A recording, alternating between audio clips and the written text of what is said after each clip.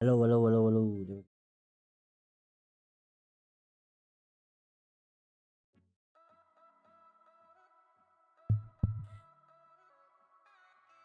Hello.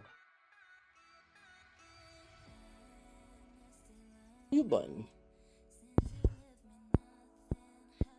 Oh, they changed it, huh?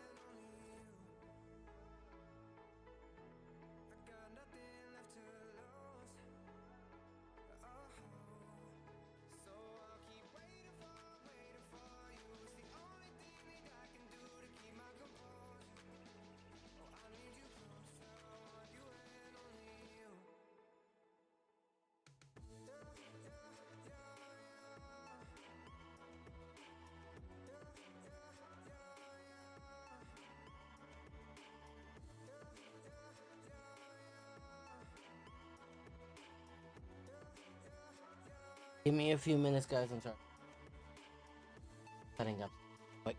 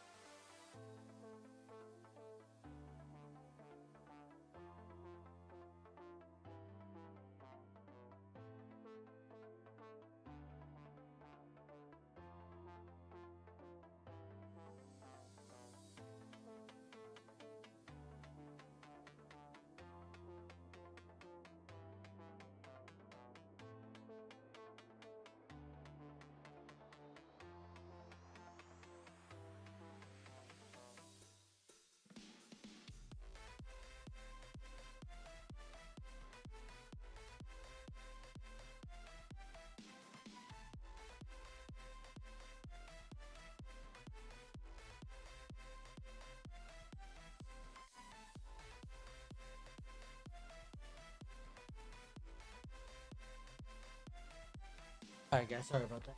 Something that.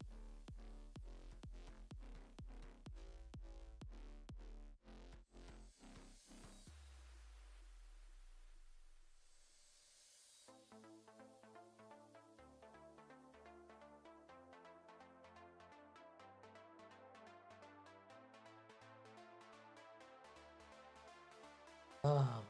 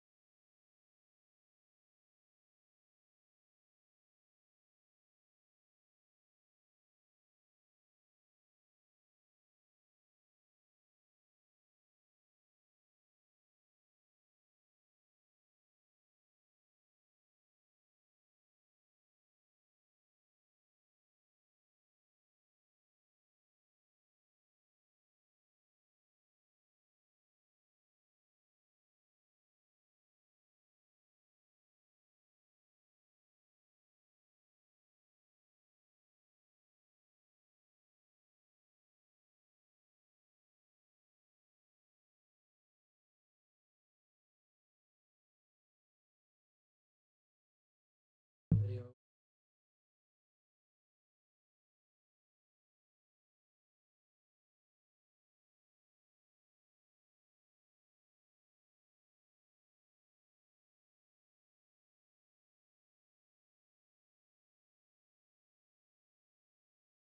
Pokemon VGC is the official battling format that the Pokemon Company curates and supports with massive events and an course, ongoing competitive circuit. In fact, VGC actually just stands for Video Game Championships, but has become wildly associated with the specific doubles format of Pokemon battling. Now, why is all of this important? Well, the most exposure I've had in VGC was over a decade ago when I was casting official Pokemon events during the 2014-2015 circuits. Yes, I'm old, and more importantly, wildly ill-equipped to be competing in any sort of VGC scene. But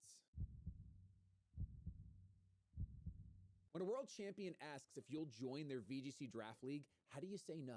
But let's back up. VGC is a format where you build a team of 6 Pokemon, but then only bring 4 of those 6 Pokemon to each battle, and those battles are double battles, meaning there are 2 Pokemon on each side of the field. Double the decisions need to be made each turn, and the amount of possibilities and combinations a turn can take, I can't even do the math for you on that one. Needless to say, VGC is very different from traditional Pokemon battles. And as a lifelong singles player, I'd argue that VGC is just a tad harder than singles. But I did say that the world champion invited me to a VGC draft league. So what's the deal with draft league? Well, even though it's been a long time since I participated in one, I'm pretty familiar with the draft scene. See, my buddy Steve, aka Magnitude, was actually the innovator of the Pokemon draft format way back when. The Global Battle Association, or the GBA for short, was, to my knowledge, the very first Pokemon draft league on YouTube, and I was in it. But pedigree aside, here's the details on the draft league that we've been invited to today. 8 captains have been brought together to compete over the course of 8 weeks during the main season. But before battles can start, we've got to draft a team of Pokemon. Each captain is given a budget of 100 points. And Pokemon are assigned a point value based on their viability in the format. This league's format is Pokemon VGC Regulation H. No legendary, paradox, or treasure of ruin Pokemon are allowed. But the best part of draft is that there will be no repeat Pokemon. Sometimes when you watch VGC, there's a lot of the same good stuff from team to team, albeit sometimes a rogue team can pop off and shake up the meta. It definitely does happen. In fact, it happened recently. I'm looking at you, Scyther. But the point is, each captain is given 100 points to carefully draft 10 different Pokemon for the entire season. Inherently, due to the nature of draft, captains are forced to not just grab everything that's good in the format. Captains have to strike a balance of grabbing just traditional good stuff Pokemon that are going to be more expensive in the draft, and trying to find cheaper Pokemon to save their points but still fill important roles on the battlefield. Hey guys, if you haven't heard, I'm proud to announce that I'm now a co-owner of the grassroots card game that I've been playing since launch, Eeerrr. And while the card game is continuing to grow and expand, I've been brought onto the team to lead creative fronts in the brand new Eeerr's RPG. And to celebrate this exciting occasion, we've actually designed a brand new Shady Penguin Divine promo. And I know I'm biased, but this thing is sick. This promo is packaged with 3 incredible offers on the Shop Eeerr's website, but the promos are limited. Once they're gone for good. Join this incredible moment in Eeerr's history today. So check out the link down below at shopeeerr's.com and pick up your Shady Picks bundle and the Shady Penguin Divine rune today. Now, the draft happened a bit ago over Discord, but I want to go ahead and break down pieces of it and introduce you guys to your New York Yankees. The draft order was randomized and I was pick number 7. Because I was so late in the draft, I really didn't prep much. Because my draft thesis was that I just grab one of the remaining heavy hitters once it was my turn to pick and build around that Pokemon. And as much as I'd love to tell you that my favorite Pokemon, Annihilate, was there waiting for me when it was my turn, Annihilate was actually the first pick overall in the entire draft. Maybe in another life, Annihilate will be a New York Yankee, just not in this one. So 5 picks after the Annihilate, I was left with both Dragonite and Ursaluna as my spotlight Pokemon. I didn't really want to be the Terra Normal E-Speed Dragonite guy, so I decided to scoop up Ursaluna. But the great thing about going 7th in the draft is that this is actually a sneak style draft. That means that once we hit the bottom of the order, we're going to work our way back up the draft. So the next coach got to pick 2 Pokemon in a row, and I almost immediately got to pick my next Pokemon. Now, Ursaluna is known for being an absolute monster under Trick Room. Trick Room is a move that makes it so that the slowest Pokemon actually move first until the effect either wears off or is reversed. And in the little time I've played VGC, I've enjoyed using Trick Room as a strategy. So it seemed to make sense to break the bank and spend 18 points on our second Pokemon, arguably the best Trick Room setter in Regulation H, Indeedee female. With these 2 Pokemon, my main battle mode was set. The draft continues and teams were looking terrifying. I'm not going to break down the entire draft here because we still have our week 1 battle to showcase. But I do want to highlight our next 8 choices so you can know exactly who you're cheering for this season. But it's super important to note that Thoth Bubble, the artist that actually made our new New York Yankees logo, was an absolute huge help with some tips during the draft to help guide my unfamiliar self into drafting a somewhat coherent team. So thank you so much. Now, our third pick was Hisui and Braviary, a potential size spammer to be paired with Indeedee that can hit extremely hard thanks to sheer force. It opens up Tailwind as a potential mode of battle for our team. Scrafty was our 4th pick to help out with our dark weakness. It also gives us access to intimidate and fake out when we're not leaning heavy into the psychic terrain from Indeedee. Orthworm was up next because it's a steel type to help against fairies that also has great synergy with Ursaluna slamming earthquakes thanks to its ability Earth Eater. Our 6th pick was Drifblim, which also synergizes great with Ursaluna's earthquakes and gives us access to some really fun combos thanks to its Unburden ability that's commonly used in tandem with terrains. Next up was Foongus because it's an incredibly slow and cheap Spore user that works great under Trick Room. But talking about cheap Pokemon, Stantler, our next Pokemon, was only 2 points. This Pokemon gets Intimidate and comes packed with a bunch of supportive Pokemon moves, including Trick Room, so Indeedee doesn't have to carry the load alone. Houndoom is our 9th Pokemon, which just gives us some good Fire Dark coverage for a few key matchups, and maybe even opens up some doors for some shenanigans with our final Pokemon. Our 10th Pokemon was Armarouge. I decided to wait until the very end to pick up Armarouge because it's so commonly paired with Indeedee, it didn't seem like anyone else was going to be picking up this Pokemon. That worked great for me. This is our 2nd size spammer. It gives us access to Wide Guard and the aforementioned shenanigans that we might see in a few weeks.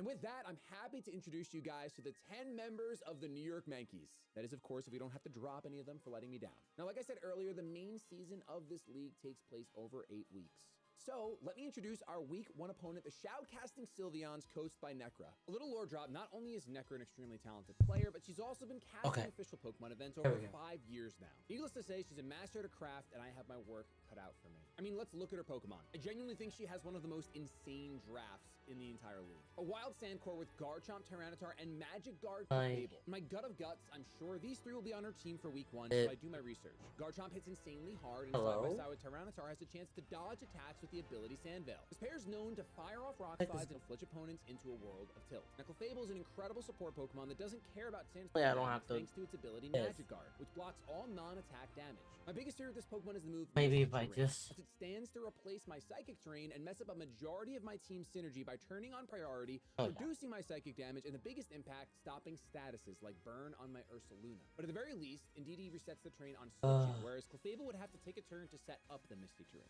Now, outside of these 3 Pokemon, Pokemon, the only other Pokemon I'm truly afraid of is probably Gyarados. It's a Pokemon that gets access to incredible support moves like Taunt and Thunder Wave. It can be run defensively with the Intimidate ability, or offensively thanks to Moxie, although that mode is a bit more common in singles, I'd say. Hitmontop is also a real consideration because it packs Intimidate, it has Fake Out for when the Psychic Terrain isn't around, and it also gets the move Wide Guard, which is a pretty awesome protective move against Earthquake. But I don't want to overthink too much. So, like, what if I turn it up?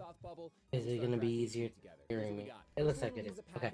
It was just turned down. This is our main damage dealer. Once That's all online, Ursaluna hits like an absolute. But if I turn it up a little bit more, is there anything on the back? Trick Room setters come into play. Indeed, Does not look like it. Gyarados does come with Taunt to guarantee you can set up Trick Room. I was very close to bringing Psychic Terrain. Oh, it's not even. It's 5:57, so we're just gonna watch this video then while we wait. To a point where I wouldn't be switching Indeedee in seemed so unlikely, so we opted for Helping Hand. Stantler is our second Trick Room setter. It's also got supporting moves like Helping Hand, damage, and swap for some really funny Intimidate cycles. Terra Blast is there as a damage source because Necra has access to potential Intimidate with Hitmontop and Gyarados, and Stantler's offenses on either side home about. We're also bringing our other Intimidate Pokemon, Scrafty. We're packing Fake Out for outside of Psychic Terrain. So much Intimidate, Jesus Christ. And it's bringing Taunt to potentially shut down any shenanigans on Necra's side. I'm mostly thinking Gyarados here because I believe it's going to pack Taunt as well. We're Terra Steel because Clefable could just sneeze on me and Fairy type and Clefable could just sneeze on me. The double Intimidate going into Necra's team due to the sheer offensive pressure her Pokemon naturally put out. Our fifth Pokemon for the first week is Orthworm. Orthworm sits comfortably next to Ursaluna as it Earthquakes and just matches up great against Necra's team overall. We're Terra Poison, so I can still resist Fairy moves, and Psychic isn't too much of a threat from her side of the field. Pretty standard set on this guy, taking advantage of its great defense with Body Press, Heavy Slam for Clefable,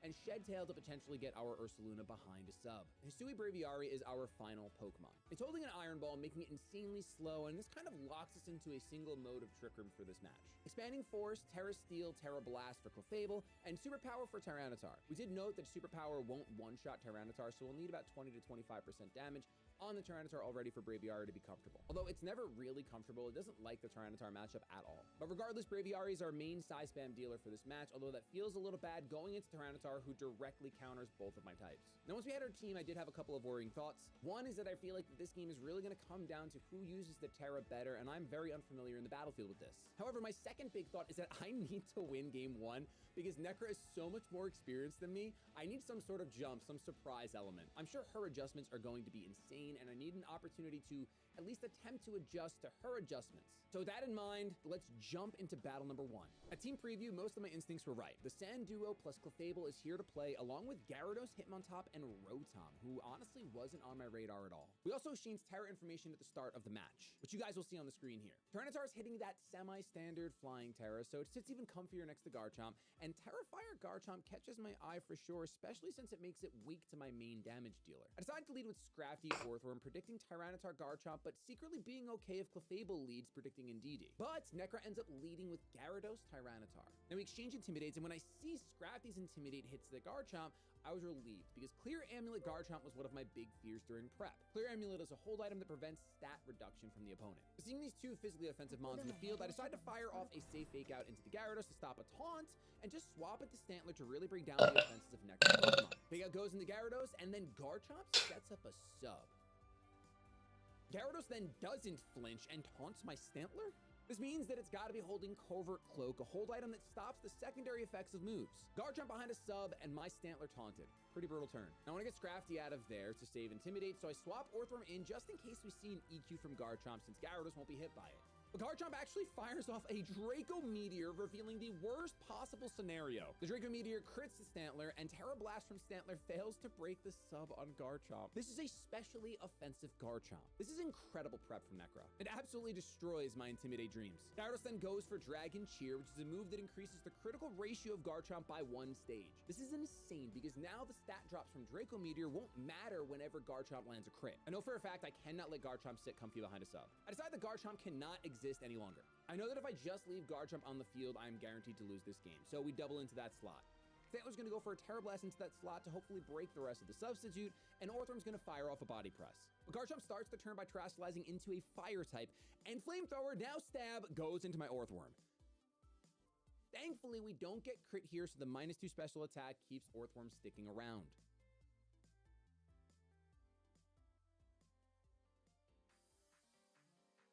Terra Aeroblast from Stantler does break the sub on Garchomp. Thankfully, Okay. Gyarados misses Thunder Wave on Orthworm, which means Orthworm is free to go for a Body Press, and I get to see that damage, and I realize that Body Press probably breaks Garchomp's. Jesus Christ, that's a lot of buffs.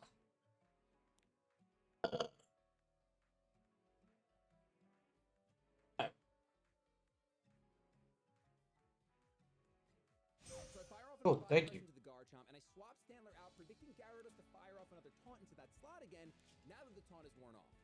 With Scrafty coming in, Gyarados is now at -3 attack, so it is strictly a support Pokemon until it switches out.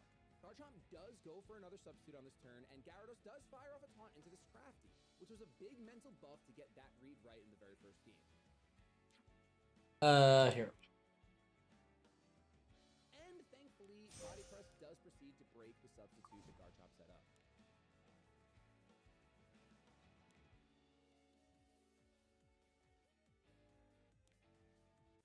Now it's Scrafty here, we have Fake Out Pressure online again. But I really feel like Garchomp is going to protect due to seeing Leftovers and Terra of Fire. So I make a middle ground play. I fake out Garchomp and I decide to Shed Tail with Orthworm, feeling like Necro won't taunt Orthworm after getting red on the previous turn. She protects Garchomp, so Fake Out doesn't connect. I was right on that one. And her Gyarados actually goes for Thunder Wave here again. This time, it connects on Orthworm. But no full para, and we get to bring in Ursaluna behind a sub by using the move Shed Tail. So as long as we don't get fully paralyzed, we get to bring in Ursaluna behind a sub. Got it. That is exactly what Got it. Shed Tail goes off without a hitch, and we get to Got it. Ursaluna. Ursaluna's Flame Orb triggers, and I feel like for the first time, I'm in the driver's seat. Even without Trick Room, since Garchomp protected the last turn, it can't safely fire off another Protect. So even though I'm going to get outsped, Facade into the Garchomp slot just feels pretty free here. I also decide to swap out Scrafty and just sacrifice Orthworm at this point. It has very little HP left, it's paralyzed, it's probably not going to do much in this fight. Necro starts the turn by swapping Gyarados into Tyranitar, resetting those attack stat drops, and I am kicking myself for not... This is episode 5, chapter 10. We got a long ways to go, so I'm just gonna purify just right now. Damage to Tyranitar and very easily broke into the Garchomp substitute that it proceeds to set up. Facade does proceed to break the sub on Garchomp, and we're not as in the driver's seat as I thought.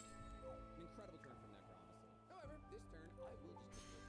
I'm still okay with Orthworm going down, but if somehow it's still here... I'd rather get him done there like that. Because it can't terrestrialize, and if Garchomp protects, at least I'm going for a spread move and not wasting a turn. But Necro's not done playing the game. She swaps her Tyranitar out into the Gyarados, predicting the Earthquake, and reducing Orthworm's attack. Hold on. How many more days do I got? I have not been paying attention to that. To get rid of Ursaluna's sub, and that's a massive deal.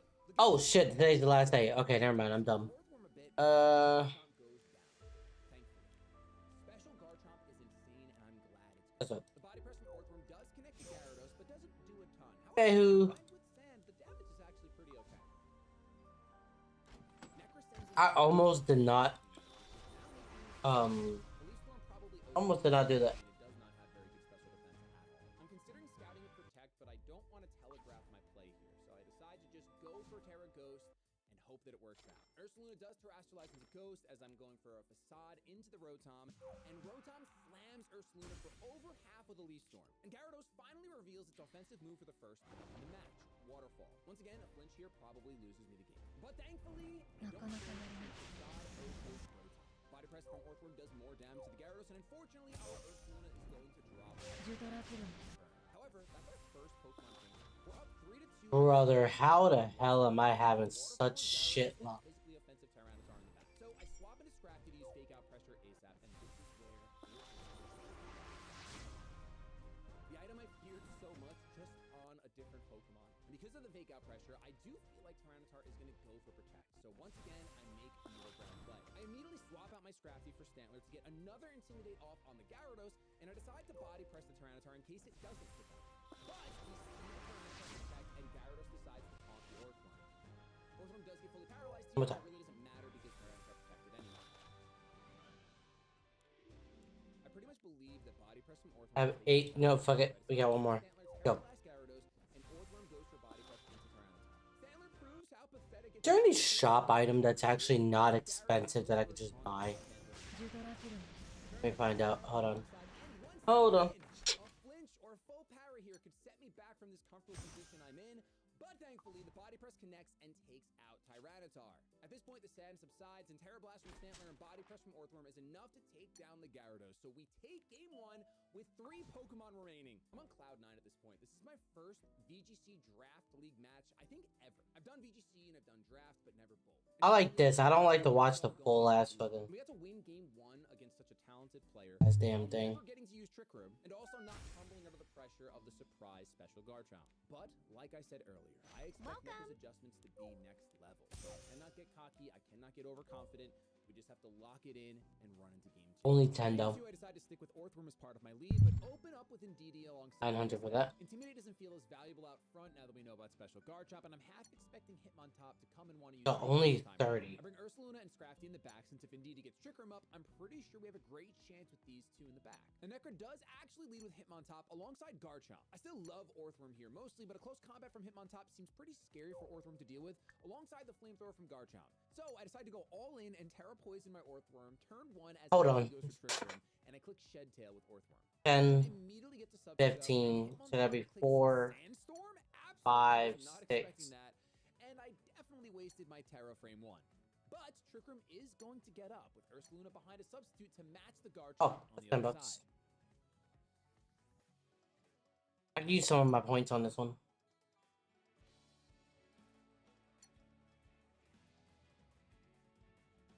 Oh, that's $30 there, man. For turn 2, I decide that all-out offense. There's some things that I can't buy. I'm gonna wait though, because I think there's some things I can do. We don't see a single protect, so Facade connects and breaks Garchomp's sub with ease, and then, to my dismay, Hitmontop moves next and uses close combat into my Ursaluna's sub, revealing that Hitmontop is slower than my Indeedee, which I definitely did not account for. Attacking Hitmontop with Facade just may have taken it out straight up, and Psychic would have broken the substitute on Garchomp, but instead we have no sub for our bear now. Hitmontop also reveals the Eject Pack, which is such a cool item. It forces Hitmontop out now that its stats have dropped from close combat, and Clefable comes in to eat the Psychic completely. Finally, Garchomp connects a Draco Meteor into my Ursaluna, doing just about half. Honestly, an insane turn for Necro. Insane read. Revealed as expected because it takes no damage from the Sandstorm. I calc that Facade doesn't actually take Clefable out, which is crazy, so I decide to Helping Hand with Indeedee and let the Ursaluna focus on Clefable before it has a chance to Misty Terrain. Since I'm still terrified of that happening and turning Hitmontop's fake outs online. Helping Hand goes off from Indeedee, and then Garchomp actually goes for Protect on this turn. So, this ends up being a great turn for me because Clefable goes down to the Helping Hand boosted Facade from Ursaluna. Necro then sends out Hitmontop, which gets the Intimidate off on my Ursaluna now that it no longer has a sub, and I'm left with 2 more turns of Trick Room. I decide to throw another Psychic into the Hitmontop slot, but opt to protect my Ursaluna, hopefully baiting a close combat into that slot.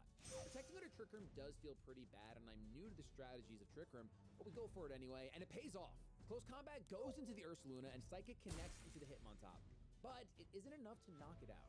Garchomp fires off a Draco Meteor, but it goes into my protected Ursaluna. All around, a pretty good turn for me, but we've got only 1 more turn of Trick Room left. I decide to go for another Psychic into Hitmontop because I feel like Necro might want to preserve the Intimidate one last time, so that would potentially be a free attack into that slot. I also go for Facade at the Garchomp, not expecting it to do too much because of Intimidate, but Garchomp actually goes for Protect this time around. And done. Last turn of Trick Room. And then Indeedee goes next, outspeeding the Hitmontop. I'm not sure if Hitmontop was going for a negative priority move or if it's just been a speed tie this whole time, but it is what it is. Hitmontop goes down. The sand subsides, Trick Room ends, and the terrain also goes away. But T-Tar comes in and brings that sand right back up. Necro's positioned herself expertly to be in an incredible position right now. I desperately need Trick Room up again, and I'm struggling to see the path to it. So I full send with Trick Room from Indeedee and bring my Ursaluna to the back in hopes that it can come back in when Trick Room is live. Scrafty takes the place in the battlefield over Ursaluna, and Intimidate doesn't matter much. The Draco Meteor from Garchomp goes into Scrafty, which doesn't do much, and the Tyranitar goes for knockoff into Indeedee. Alright, there we go. Blocking it out. And now that Trick Room's no longer available, it feels like this game has slipped away. I sent out Orthworm, who's just going to go for a body press into the Tyranitar, and I'm going to let Scrafty fake out the Garchomp. Really not a great turn for me, because Necro goes and terrestrializes her Tyranitar into a flying type. And after a nothing fake out on Garchomp, Terra Blast from Tyranitar destroys Scrafty completely. This turn was brutal psychic damage for me, as I realized there's no reason to fake out a Garchomp with such a special attack, and faking out the Tyranitar while shed-tailing into my Ursaluna potentially sealed the game in my favor. But Necro plays perfectly to my initiative.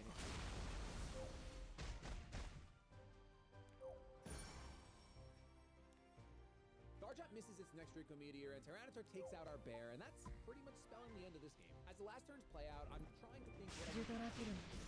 But honestly, this one was way closer than I thought. Just one more correct play, and I could have been in the driver's seat and winning our second game ever in my first ever VGC Draft League. However, to be honest, when I was doing the battle, I wasn't so hopeful. Like I said, the psychic damage was real. But all I could do was try to clean up my mind and jump into game 3.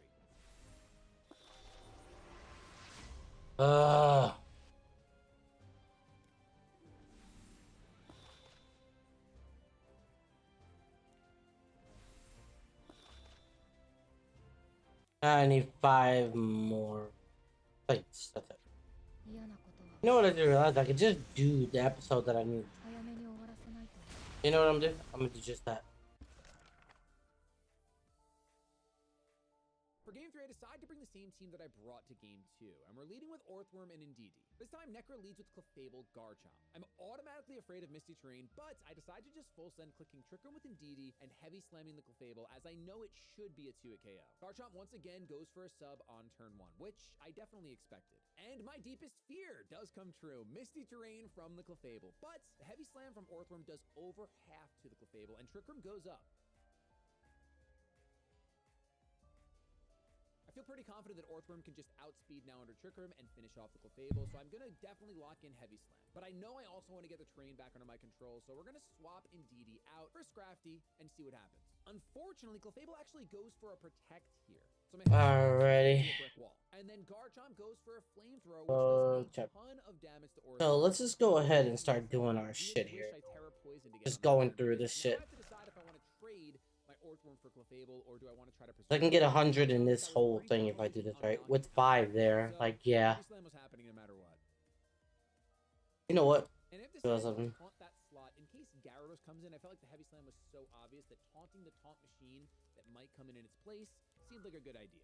But there's no switches, and the Heavy Slam goes off from Orthworm. It knocks out the Clefable clean, and because there's no longer a target there, the taunt moves over to the Garchomp and taunts it. Which is not the end of the world. The Garchomp can't sub or protect anymore, which is nice. However, Garchomp does go for the Flamethrower and kills my worm. That was my best counter for the Terrifying Tyranitar, and now it's gone. A little frazzled, I send in Ursaluna because Trick Room's still up, and Ursaluna's a great Trick Room's always good. Crazy damage. But Necro actually sends in the Gyarados, intimidating it and making my Ursaluna a little weaker. Because of that, I tunnel visioned on getting my Flame Orb off and immediately decided I'm protecting this turn. I also don't want the Gyarados doing any supportive things, so we're going to fire off a taunt from Born of thy wretched sacrifice, may rapture flourish the world. Deliverance is inevitable. But instead, the taunt does Good job, good. I command thee. I'm pretty happy with the Perish. down, especially when my Scrafty, and it doesn't. But this was the Your moment I suffering realized that my is Flame Orb never self-inflicted. procs because the terrain, it is still misty. I cannot lie, the tilt was in full effect. I decided to knock off the Gyarados slot and swap Indeedee in so that Flame Orb could Grant come me online. power, Terrain gets Lord set up, and we Noyas. get rid of the covert cloak on Gyarados with the knockoff from Scrafty. Waterfall and I have Flamethrower no both mercy to Indeedee spare. sap Indeedee's life, but it takes it pretty well. For your reckless greed. You still have time to submit. Such petty arrogance. Beast of the West. But at this point, with Trick Room gone, I feel like the only chance I can win is to get Necro to miss.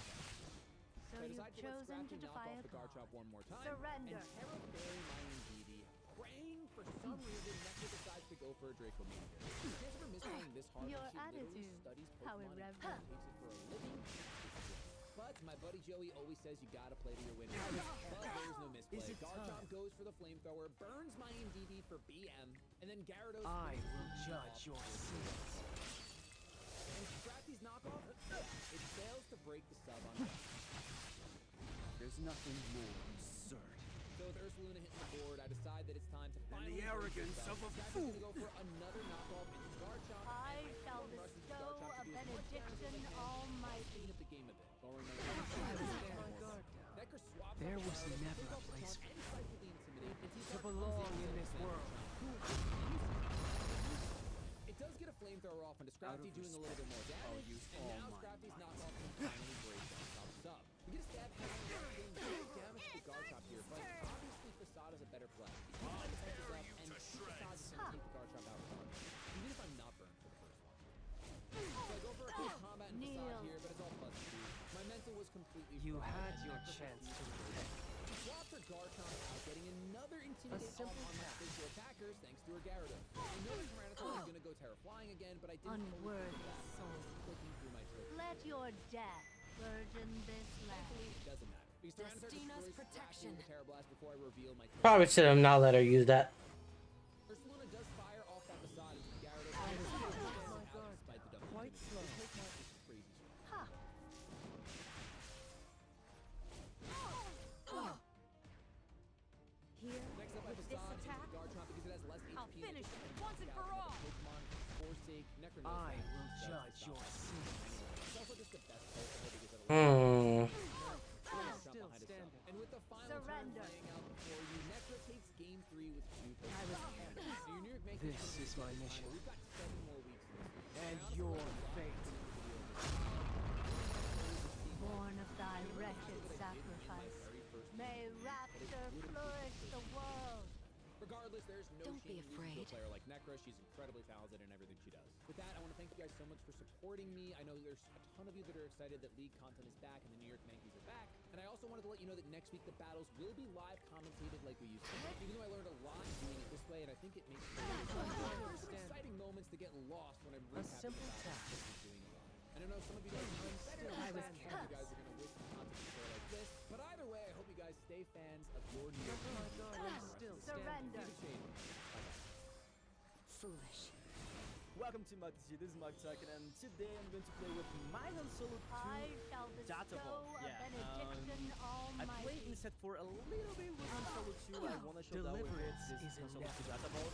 Uh. Training for the Galactic Championship, I I thought, command okay, thee. maybe Han Solo 2 Data Vault is still can Perish. still be good, but first interaction was really, really good. The first throw is bad because the opponent can just force throw you, you have a bunch of late game cards in your hand because you're playing with a bunch of game cards because when you play with Data Vault, you need to fill your deck with plus 10 cards, so... I fucked up by not bringing Kind of weird. It was really, Ben really with me. bad. I always need to resource my cards because I don't want my big cards because I don't want to take just a first throw and like defeat something because like 7 resources, 8 resources, a bunch of things. So yeah, it was bad. And now with the first throw ban, maybe we can back to Han Solo 2 Data Vault with this list here that I'm still cooking. Like we have some ideas here. I think if you don't know, Han Solo 2 Data Vault before was an amazing deck because we can play a bunch with Han Solo 2. We can play a bunch of cards earlier, which is amazing. So we have here Resupply, which is good. So maybe you can play Resupply turn 2, and turn 3 you can play like 2 cards. In the next turn we can play Color and Back, which is amazing. I like to use Resupply in turn 3 because then the next turn we can play Color and Back, and we can already deploy this turn. So you can do this. I play with back in the day. I was playing with Treach and Sedula because was like the beginning of the set 5. Actually was before the set 5 goes out, so we already have a bunch of Kira that's evolved out there, and I think maybe Kira will back right now after the first throw ban. We'll have the Ray, so we have the initiative because he can't defeat it right now. He can with the Forlorn the next turn. Actually, he needs to use Turkin Sound because I should climb. Next turn he could just play Forlorn and hit here for 5, so I need to start the turn moving this damage. I have Starhawk, red 5, less resources, red 5 I think. Yes. So I'll do this first. Nova Fat, okay. Yeah, it'll be fine after that then. If you value your life, Play this. don't say I didn't warn you. For this one. The time has come. Because I can defeat it here. Okay. I would just go with Echo Base. With each meaningless outburst, Then I will climb. you degrade yourself further. And I think we can start here doing 4 damage in the base. Go away. Blink, he will defeat it there, okay. I'm coming. Hold me till I can breathe. We have Resupply. If you use Resupply, we can play Bend the next turn, but the problem Hello? my Waylay, which is bad. We can play Pro, we can Waylay too, we can play this too.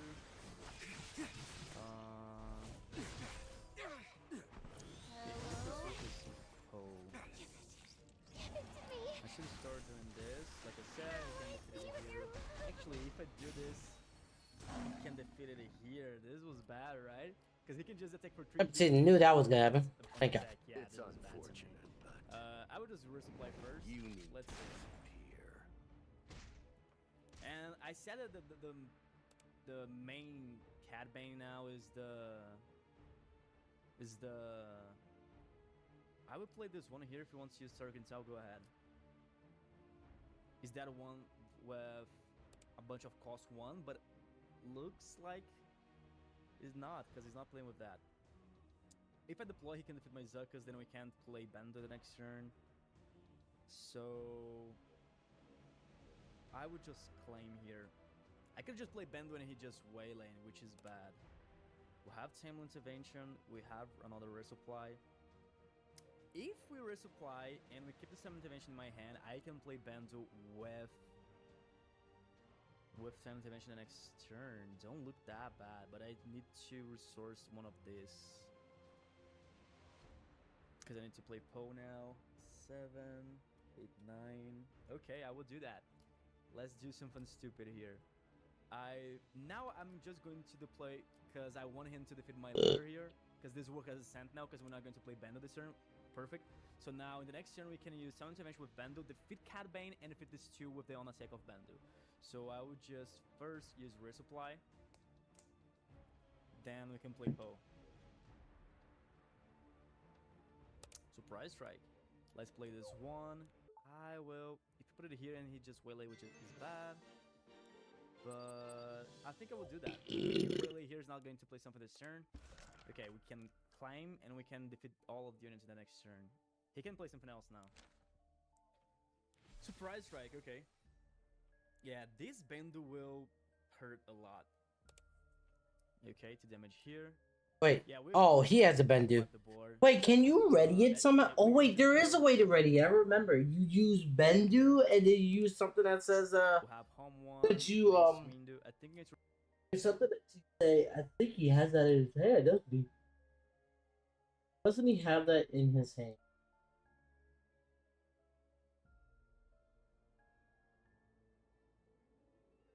Oh, it's a just amp. That's it. resource does 1. Then let's go with Bando. I will defeat Cad Bane and everything. And yeah, this Bando will hurt a lot. Okay, to damage here. Yeah, we're just going to wipe the board.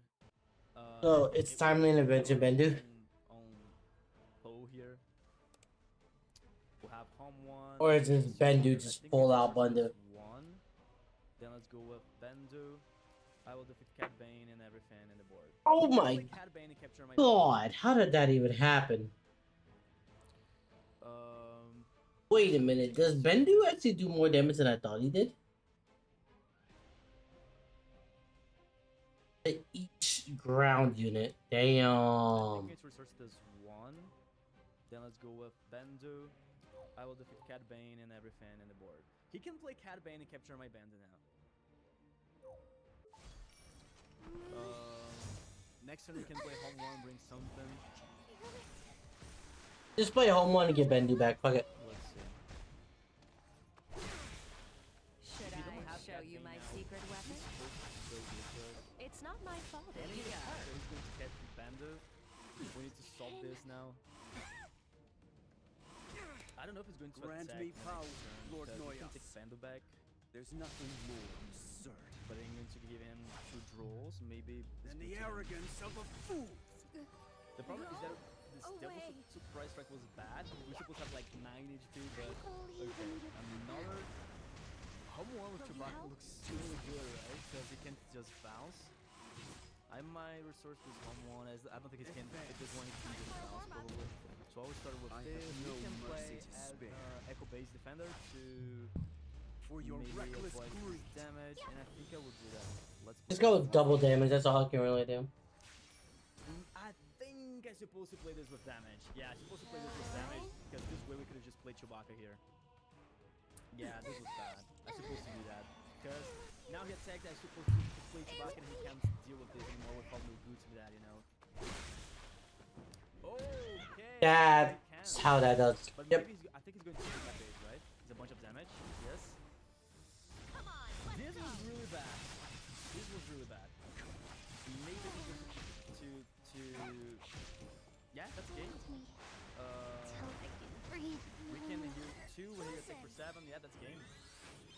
Okay, I wasn't expecting for this. Yeah, if I notice it's going to happen, I gave you a chance. Just It's too late to say sorry you now. know? Because this way we could just take Spando back, then attack, then do his Cataban. Yeah, he was really aggressive. This play with Devastator, I wasn't Very aggressive. I really You wasn't degrade expecting for this. yourself first. This was 13 damage. Nice play, nice play. Okay, we're playing against our Chris Blue. Let's see. I think I never see this play before. I don't think I saw this with Django. I think with Django have the 6 square plate, right? You know, can tell. There's nothing more absurd I don't know if he's going to rank. Probably yes. Maybe Chance to lose. than the arrogance of a fool. I might keep it. Away. Let's resource this timely and Mace Window. Because I think I'm going with Blue Leader because he might play Secretive Sage, so playing this Echo Base with damage is not good. And I'm playing Blue Leader, maybe we can play Chewbacca turn 2, let's see. Play Chewbacca turn 2, do it. Not let this drag on. Decline it now. Okay, we'll have the resupply, we'll have Grogu. I think let's resource this Echo Base. He didn't play something this turn, maybe Grogu can be better. That's bad. If I play Chewbacca, we can defeat it here without losing it. I think if I play Grogu, he would just attack here. So I will go with resupply. They probably will claim, I will pass. Let's see.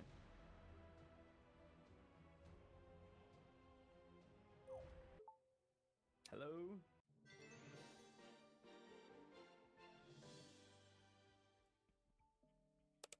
Okay, pass.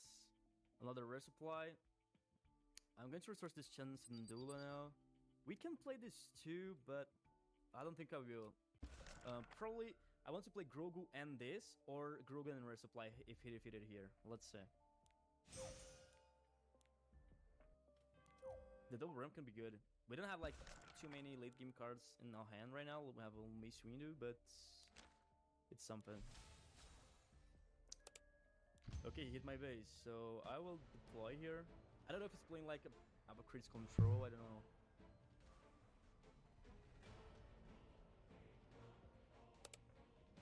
Chirrut. Okay. I'll play Grogu first with damage. Give it to me. Paralyze me with your love.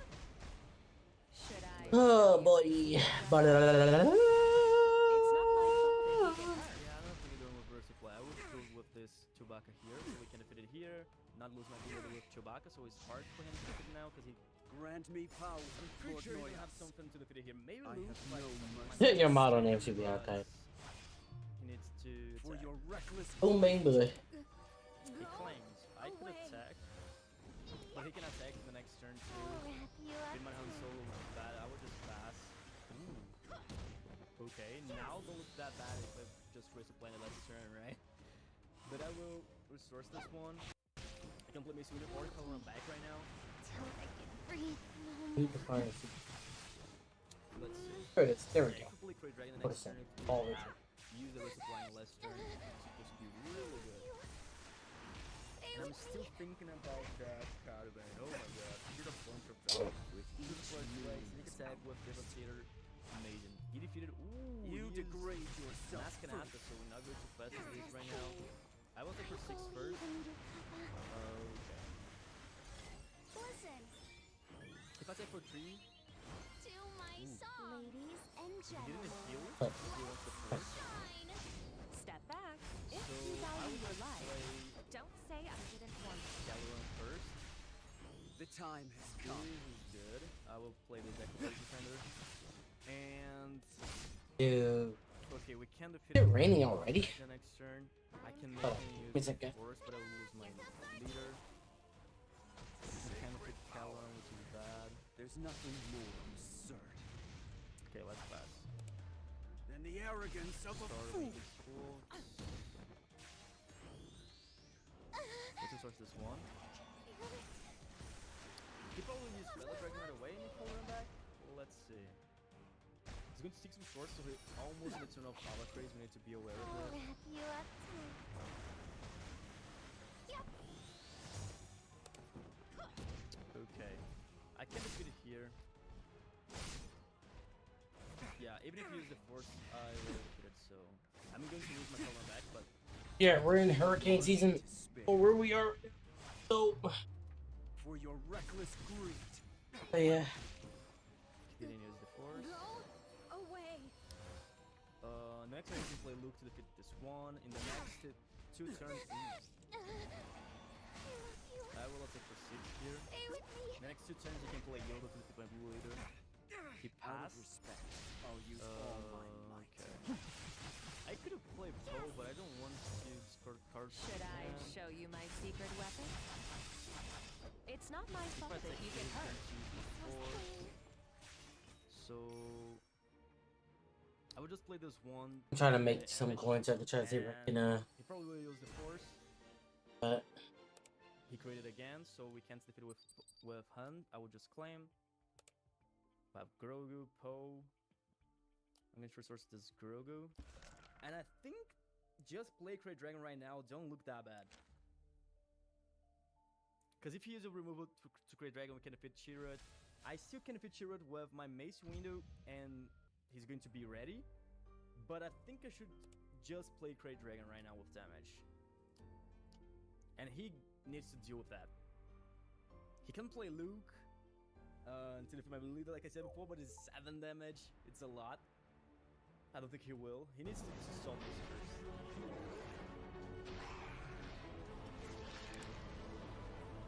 Okay. I will attack for 6. I don't want to make him use the force right now. Because if he uses force twice, he can deploy other cards, which is bad. Okay, Shadow Point, he will defeat it here. I can defeat here. I gave you a or do chance. 4 damage here. I will do this. I will do 4 It's damage too in the late base, to and say I will sorry do now. my Mace Window, so Grant he's me ready power, again. Lord Then we Noyos. can win the game. There's nothing more absurd Okay, I should than just the arrogance of a fool. Get attack for 6 here, that's Lito. Okay, that's game. Let's go to the next one. Hello there. We're against Captain Rex. I posted recently a video of Captain Rex United with Purpose, but this one is not with the 24 HP. I will start. Away. His hand is kind of weird. Really weird, to be honest. I will move him. Okay, we can play Black 1 with Cold Emerald. Turn 2 looks good. I'm going to resource this one, and I think I'm going to resource Poe because I think he's going to ramp. Let's do Black 1. He's playing Should double I green. He might show have you my Versus Flight, he might secret have weapon? Command. It's not my fault I that will you play. get The problem hurt. is that this hand will gain just too much pressure in space, and he probably will play a bunch of things in the ground. Palm 1, red 5. Stay with me. Okay, let's resource this red 5. I will play this one, Listen. so we can take for 5 and ping 1 damage and something in the ground. Hold me till I can breathe no more. Let's see. Okay, this is bad. I like that. We just have the 2 fucking damage dealers there, like her and her. It's game. Another red I don't need 5. to worry. Let's start this Bright Hope now.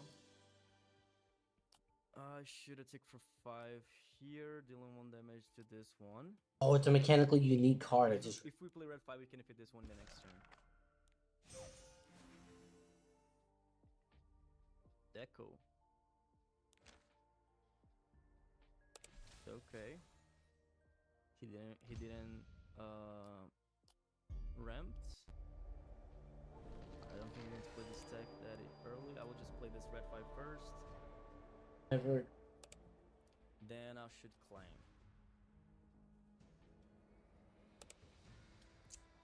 Deco base, home 1. Now I think let's resource this Bando. I will start here defeating this Eeerrr. Yeah, he will deploy. He can deploy now. Ooh, he discarded my Poe. Okay, so we're not going to ping this turn. If I deploy, he would just defeat it well. Um. Which is bad. So I would just I go for 2 first. Let's see. Okay, now I can play Echo Base Defender. I don't know. I would take for 2. I would see what he's going to do with his 4 resources.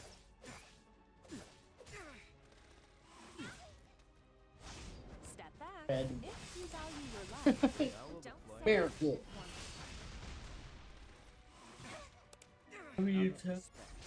Oh god, tribal, okay. For 3. With each moon's outburst, But I will defeat this mask. you degrade yourself further. Go away.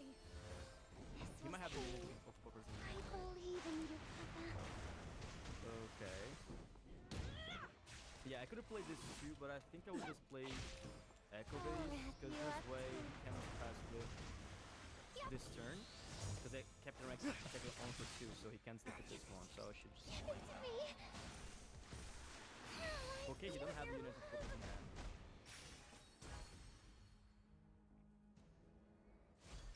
And he attacked. Chewbacca, let's put this chance in Lula. Hoping that he didn't find a card, the unit of purpose. He didn't resource, so we know that he don't have. I'll I leave should this attack to for, you. let me do the math. You're attacking him for 5, 7, 7, 11, 14. 14 is not necessary, but with Chewbacca, it is. And the arrogance of a fool. Alright. I'm just letting you go and then we're gonna yeah. Said 14, To my song. 17. And gentlemen, let's shine. Should I show you my secret weapon? 10, 14, 17. It's not my fault if you get hurt. For 1 The here. time has There's come. still no wind, but we have Mace Windu. Okay, well, I'll take for 4 in the bit. Didn't resource, Okay. I know they don't have the unit of focus, so I think he's not, actually he can do for 2. But I think he's not going to win this turn, I think he can't. Transformation. God. Oh yeah, the Rex. I know what that one is. That's a Rex with the Palpatine and shit. Yeah. And 10 total, okay, we're good. Bonjour, mon amis. Munching Orange here. And with less than a month until the release of I Pokemon have Legends no Year, mercy to I think it's spare. about time We to got start so much thinking ready, about dude. the return to Luminous. For your Ready. We still don't know every single Pokemon that'll be Oh my in god. the game. We do have a pretty solid roster based off the ones we've seen in the trailers, including almost 50 Mega Evolutions confirmed so far. On that note, there will be no spoilers for any of the leaked Mega Evolutions until much later in the video. So I'll be sure to give you guys a big spoiler warning before we get into that section. But of course, every Pokemon playthrough starts with the same very important choice. And in this game, we have quite a peculiar roster with Chikorita, Tepig, and Totodile. And Ooh, honestly, I may have to go with the original Totodile. pick. So in this video, I'm actually going to be building a different team for each ZA starter to hopefully help me and anyone else still conflicted finally decide. I know there might still be some fans out there holding out hope that they'll get regional evolutions like the starters from Legends Arceus did, but for this video I'm going to be assuming that the starters will get Mega Evolutions instead, as all the marketing Oh, so all the recent trailers have but been I'm on guessing Mega he Evolutions. doesn't It's know safe at to this assume point. that the starters will also be That's Mega kind of Evolutions. crazy. So if you He guys didn't enjoyed, know don't forget to hit that like button. that they already have Without further megas. ado, let's begin with Chikorita, since the grass type starter is always first in the Pokedex. Although this little green bean has long been considered by far the worst starter in Gen 2, mainly due to the fact it loses to the first 2 gyms, in Pokemon Legends EA, there are no gyms, of course. And I think Chikorita is going to be very popular, especially if it ends up Mega Evolving into a majestic grass and fairy type. At least that's the most popular theory, since we see in the trailers Chikorita can actually learn Disarming Voice, which I don't believe it could ever learn in previous Pokemon games. So we're going to run with that theory for building this team, which is very important because when it comes to building any Pokemon team specifically for a playthrough, I really just have one major rule, and that is no repeating typings. This is just my personal preference, of course, as I like to have as much type diversity in my teams as possible, which is also why I tend to go for dual type Pokemon over single type. So assuming Mega Meganium becomes a grass and fairy type, that means I'm not going to have any other grass That'd be interesting. types on this specific team. Meganium getting the fairy type would be amazing though, as ever since it was introduced, it's become one of the most popular and strongest types. I think about what I want to do right now. Thought was the previously most OP type in Oh, Dragon. no. It does give it a 4 times weakness to poison. Maybe a bit of cookie run for a little bit. It should be fun. Deal with that. Taking a look at the base Meganium, you can see that it mainly leans towards bulkiness with 100 defense and special defense. We definitely want to partner it up with a Pokemon that does the opposite. And really, there might not be a better Pokemon than perhaps the most iconic Pokemon from Kalos, the region's very own early bird, Talonflame. Being a fast physical attacker makes Talonflame a perfect partner for Meganium. Not to mention Talonflame covering for Meganium's fire type weakness. You can switch it in to take those hits. So just these two paired up seem really strong together. One very important thing we've learned about Legends EA is that you can actually have multiple Mega Evolutions on the same team. And I am definitely going to keep that in mind when it comes to building my ZA roster. But if there's any Mega Evolution I've always wanted to use and never gotten a chance to in my playthrough so far, it is the fabulous Mega Ampharos. I still don't know exactly why hair makes it into a dragon type, but it is just awesome, and we've seen it in plenty of the ZA trailers. It looks magnificent, and I think it would be perfect for this team, providing some electric type damage as we still don't have. I'm trying to figure out if I just want to get off at 2 hours and then go play Borderlands or do a shiny hunt. So that might end up being a bit of a weakness for Mega. L'Oreal. Buddy. We have a bit of a problem right now in dealing with fairy type Pokemon, which are unfortunately pretty common in Kalos. So we're going to double down on special attack power and go with another one of my favorites, and actually just a fan favorite Pokemon overall, in Gengar. Now, Mega Gengar specifically was one of the most broken Mega Evolutions back in X and Y, mainly due to its ability, Shadow Tag, which we know abilities are not in this game, so regardless of that, it doesn't really add too many more weaknesses to this team. If anything, it just complements everything that we had already. But most importantly, it deals with those pesky little fairies. Even though we have some decent bulk with Meganium and Ampharos, I feel like this team could still use a dedicated tank. And there is perhaps none better for our team than Mega Slowbro, one of the most physically defensive Pokemon ever. So for our team, this might be the most perfect choice, as it also completes that fire, water, and grass core that is almost fundamental in building any competitive Pokemon team. With these 5 though, our team is definitely still leaning more towards the special attacking side. And with Mega Slowbro, we actually have a bit of a weakness to Ghost type now, with both Gengar and it being weak to that. So we're gonna round out. Why is Gengar weak to Ghost when it is a Ghost? I've never understood that. This is a really interesting. I wonder if it's just. I wonder if it's because of the fact that poison. To be in Legends EA, which I feel like opens the door to pretty much all Mega Evolutions returning. In fact, I've looked through all the previous trailers, and I believe the only Mega Evolutions we haven't confirmed yet, outside of legendary/mythical Pokemon, are Mega Sharpedo, Mega Aerodactyl, and the Hoenn starters. Technically, we haven't seen Mega Blastoise or Mega Venusaur either, but we have seen Mega Charizard, both Y and X forms, so I assume the other 2 Kanto starters will also be in the game. And I hadn't mentioned it up until now, but putting a second starter Pokemon, if they're available, is never a bad idea for any playthrough team. Starter Pokemon are just really solid, especially in their final form, and especially if they Mega Evolve like the Kanto starters do. So you could totally swap Mega Blastoise in for Slowbro on this team, for example, or even Mega Charizard in place of Talonflame. They have the same typing after all. And I forgot to mention it until now, but I love using this website, Pokemon Team Planner, which I'll link in the description. The Legends EA section is still not available because we don't know every single Pokemon that'll be available, but if you click Pokemon Home, you can make a team with any Pokemon from all generations. Something really cool about this website is if you click Show Team Analysis, you can actually see coverage, and this essentially means what types you're good against. So you can see for this team, we're only lacking something to cover electric types. Apparently Lopunny can learn Dig. That would be our only option for a ground type move, which might not be that bad considering how Dig works in Legends EA. You actually get a couple seconds of invulnerability while you're underground, so yeah, that would be pretty cool actually. Now that I'm seeing it, Diggersby would actually be a pretty good alternative to Mega Lopunny on this team. But since it probably won't get huge power, Bada bing, bada boom. Sticking with the better bunny and lock this in as my final squad if I pick Meganium for Legends EA. Now let's finally move on to our second starter Pokemon.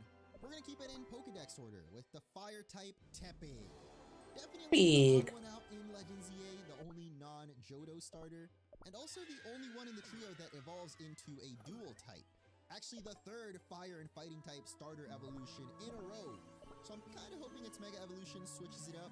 But Emboar does lean a little bit more on the heavyweight side, being bulkier with mainly physical attack. So once again, we're going to want to partner Emboar up with a fast special attacker like Starmie, a Pokemon that isn't exactly confirmed to be Mega Evolving, but if you've been watching my trailer breakdowns, seems pretty dang likely, as it is the partner of one of our friends from Team MZ, and we've seen they all have a Mega Evolution. As you can see, just with these two Pokemon, we have coverage for almost every single type, with Starmie commonly running Ice Beam too, that easily deals with Dragon types. And Emboar being able to run Earthquake, Stone Edge, we can definitely cover for a lot of typings there. You can't have a team of just two Pokemon. I mean, I guess technically you could, especially in the older games. But where's the fun in that? We gotta add some more Pokemon into this team. And now that we have a bulky physical attacker and a fast special sweeper, we might need a Pokemon that's specifically built as a tank.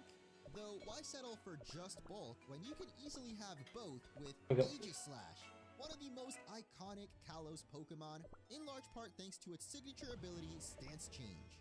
Just in case you don't know, Aegislash basically has two forms that it can switch between depending on what kind of move it uses. If it's an attacking move, Aegislash goes into Blade form, which increases attack and special attack. And if using a defensive move like its signature King Shield, then it'll change into Shield form with higher defense. But of course, it's confirmed there are no abilities in Legends EA, which really begs the question, how Wait, why are there no abilities? I feel like some specific Pokemon might still have abilities baked in. I mean, we saw Regigigas in Legends Arceus still had slow start despite not showing it on the summary screen. I feel like this will be very important for Pokemon with Levitate as well. I mean, we've seen Mega Delphox in the most recent trailer hover is on its broomstick. You're telling me it can't dodge Earthquake when it's floating above the ground? I don't know, I feel like there's something fishy going on with abilities in Legends EA. We'll have to wait and see, but still, Aegislash, insanely OP. Not to mention, Steel and Ghost type is God very damn it, wrong button. but it does add a bit of a weakness to ground. So just assuming there's no Levitate, which Aegislash doesn't get anyway, we're definitely going to want a flying type. And I think it's about time we add our first confirmed Mega Evolution to this squad. We're going to go with Mega Dragonite.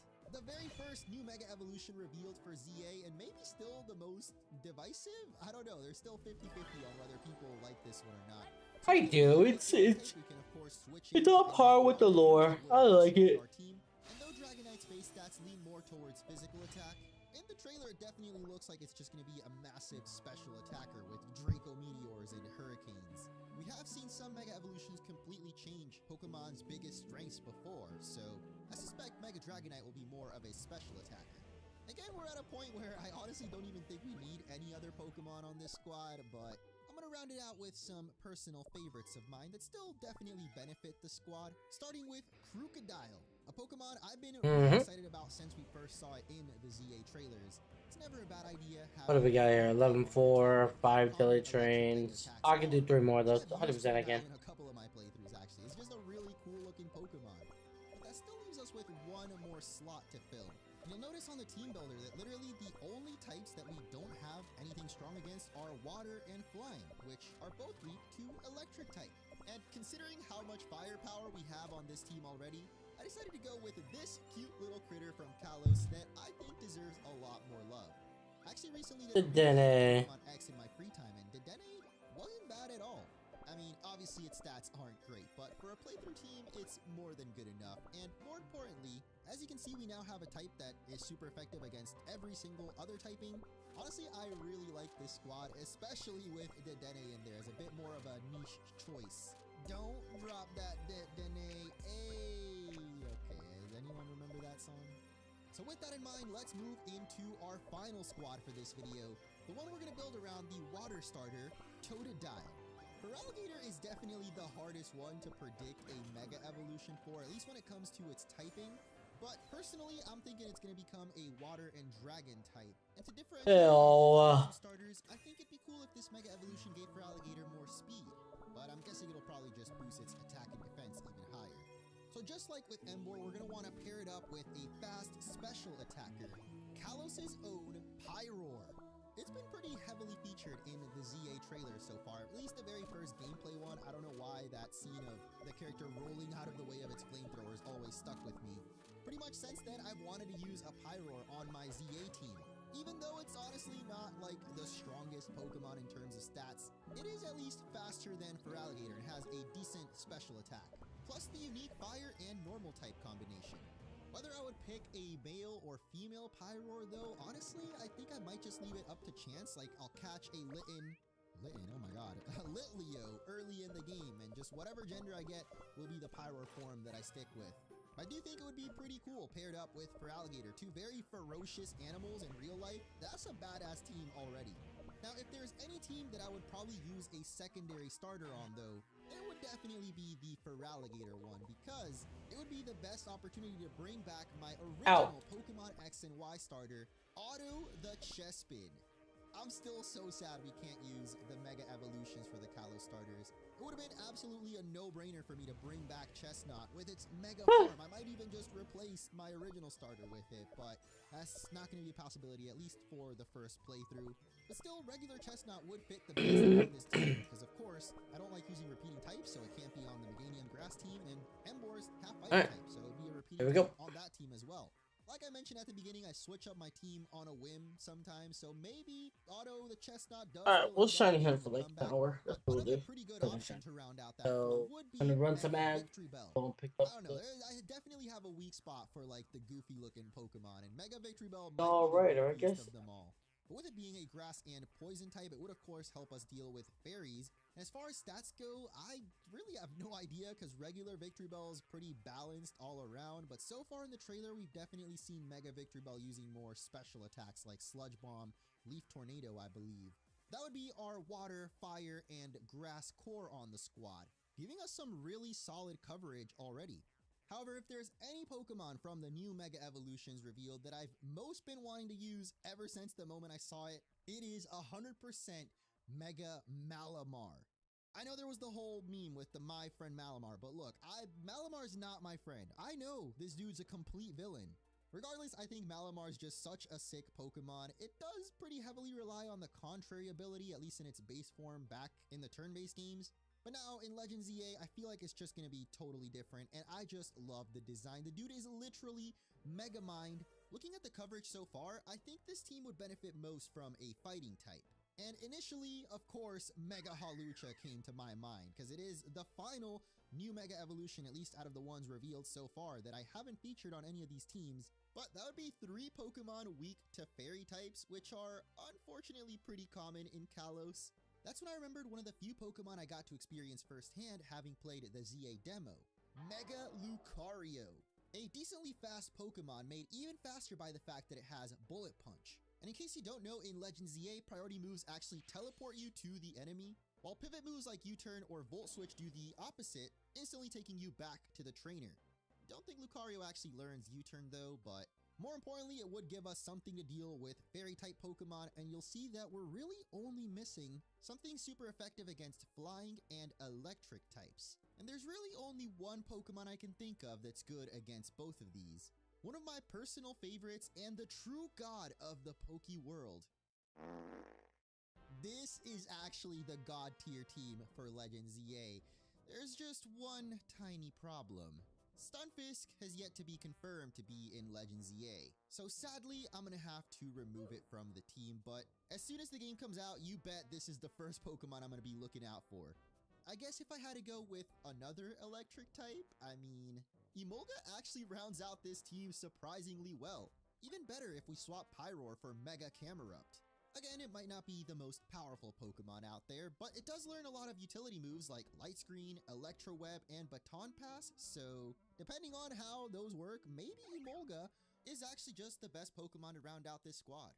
So those are going to be my 3 teams for Pokemon Legends ZA, except for, of course, the leak-sized elephant in the room. Wait, no, the other way around.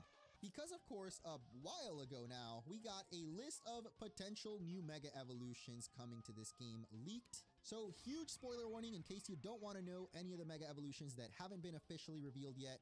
This is your last chance to click away. We're going to start out with the Mega Meganium team. Again, we got Whimsicott here as a placeholder because it's Grass Fairy type. Really, the only weakness we have is to Electric type, and only Lopunny to answer with Dig. So that's the first Pokemon we're going to replace here. As cool as Lopunny is, there's a particular Mega Evolution in the leaks that I've maybe been the most excited to try out, and that is Mega Excadrill. This would unfortunately add another ground type weakness, so maybe we'll deal with that in a little bit. Excadrill is just a really strong Pokemon back in the original X and Y, so I can only imagine its Mega Evolution is going to be even stronger, especially if it leans more towards speed. I guess if we wanted to go with another Mega Evolution, Talonflame would be the next one to be replaced. And I did mention earlier I couldn't really find a good spot for Hawlucha in any of the other teams, so we're actually going to slot it into this one and then additionally replace Mega Gengar with another surprise in Mega Chandelure. Honestly, I think Mega Gengar might be a little better than Chandelure. I guess we don't know the Mega Evolution stats, but we would need a new Fire type attacker if we replace Talonflame with Hawlucha, and that is a new Mega Evolution that I'm very interested in, just how they would do the design. And as you can see, that would now give us coverage for every single type.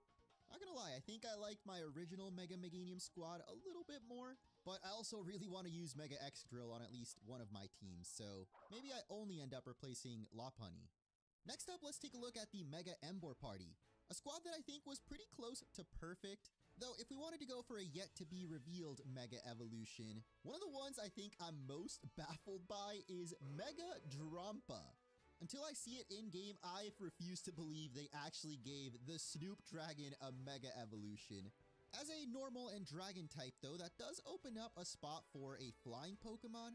Drampa leans a little bit more towards special defense, so you'd want to have a Pokemon that can tank physical hits, and perhaps one of the coolest sounding Mega Evolutions from the descriptions has got to be Mega Skarmory.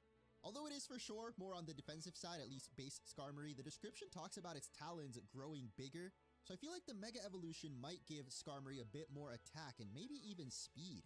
Which still leaves us with one slot open. I guess Emboar does learn Earthquake, so it's not like we specifically need a ground type. Maybe we can go for Mega Frostlass.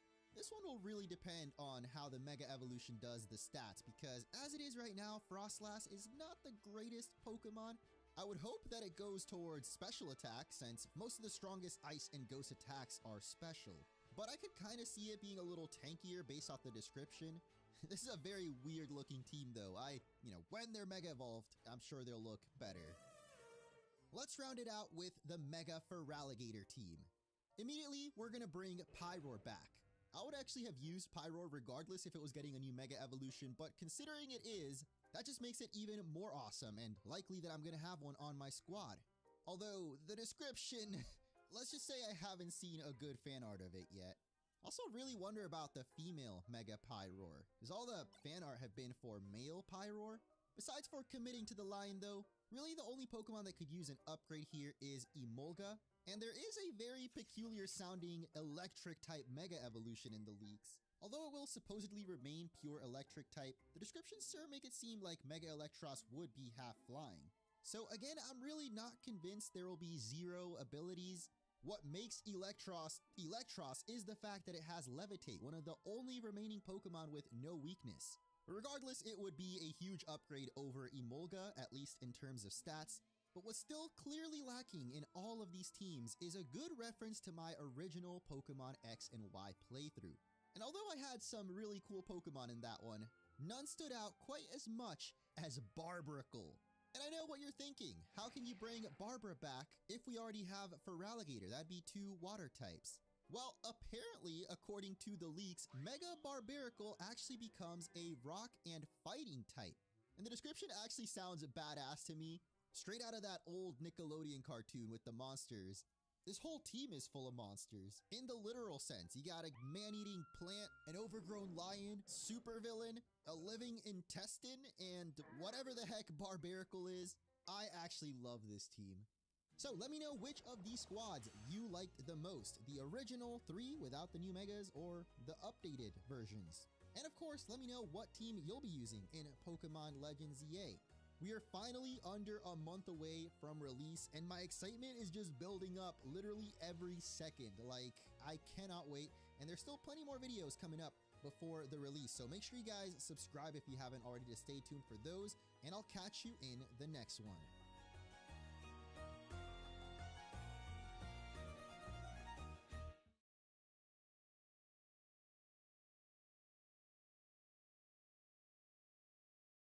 How you doing?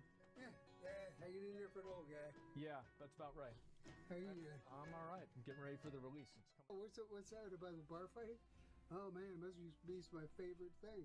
What, getting in bar fights? Well, I bet you're sorry now. No, I'm not old. You fuck that bitch. And A lot of fireworks too. Like me and Lowell stocked up on a lot of them because we try to take them into school and sell them. oh and yeah. they cracked down on it because people kept lighting them off in school. Guess who? Yeah. That was because my buddy threw me the thing, and it was. Oh, you guys lit off he lit it. fireworks at school? Yeah, Yeah. we were in class. A buddy of mine lights a fucking is an M80 or the old real cherry bombs. Yeah. I mean, these things were powerful. They weren't like these pussy things you got now. Yeah. And I'm standing. This thing's got about a 3-second, 5-second fuse.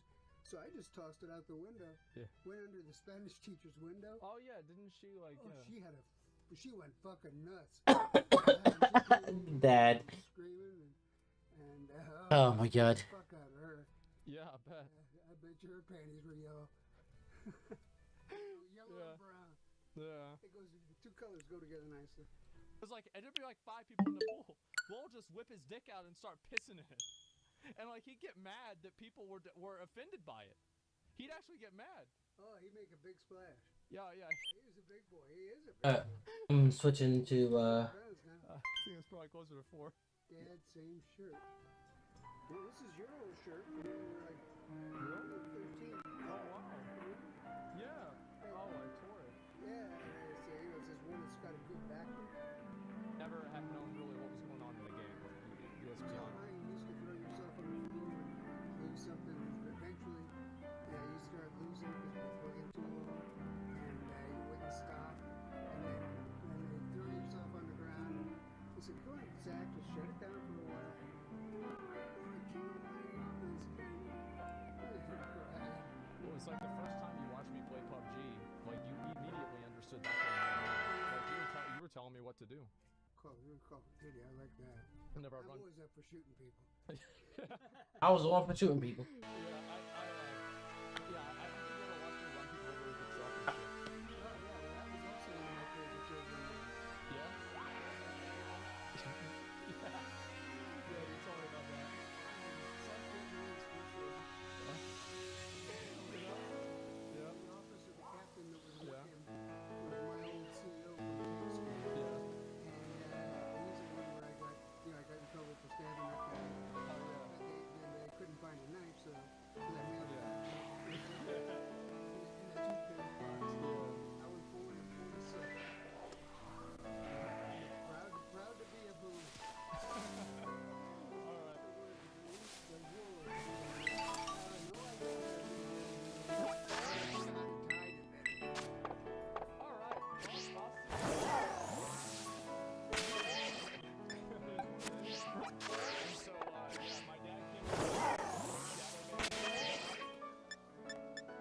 What the fuck is going on?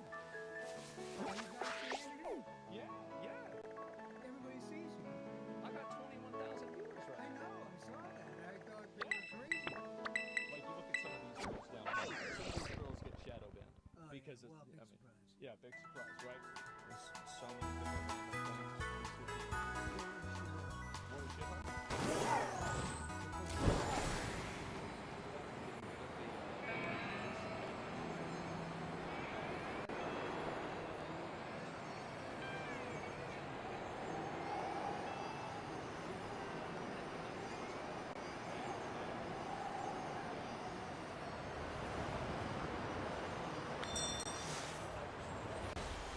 And so I want some of that. Okay. Stuff, and then I'll just put it Hold on one second again, sorry. the salvation army. Here's a box. I'm gonna bring the box up with me. I'm gonna bring the goddamn box up with me. No, I'll go get Today them. is the day. Today is the day. How long have you guys been waiting for him to do the unbox thing from like last year. Holy shit. Alright, I'll go get him. I'll go get him right now. Comes over and picks me up and brings me over here. I couldn't even walk through his living room to get to the shitter. Go Emily, guys. I'll tell you, if I'm going through here at night and anything gets in my way, I'm kicking the fuck out. I'm throwing the shit out of it. So he cleared me a path. Maybe He's bitching all the time. Bitch, all and a shiny hunt another one of my team.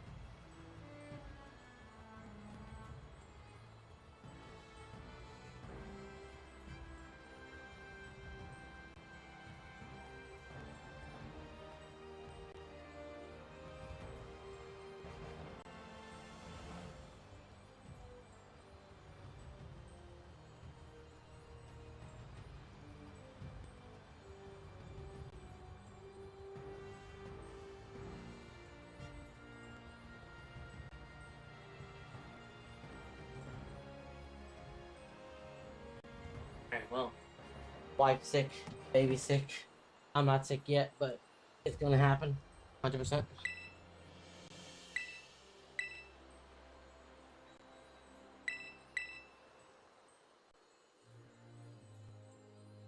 Oh, yeah.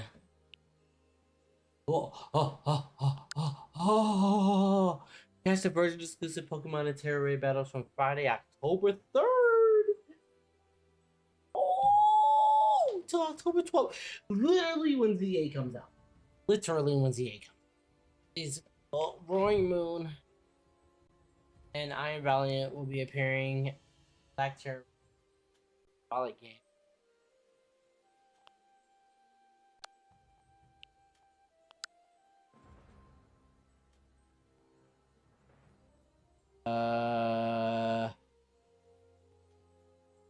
Roaring Moon will be a dragon type as it's a terra type. Iron Valiant will wait, hold on, wait. Okay, so Iron Valiant is gonna be in Violet. Roaring Moon is gonna be in Scarlet. That would, you know what, that would have been really cool.